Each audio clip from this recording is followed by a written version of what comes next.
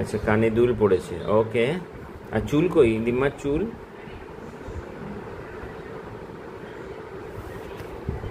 ওইটুকু চুল, আর নেই চুল দিম্মার? শাড়ি পরেনি ডিম্মা? তো শাড়ি পরে।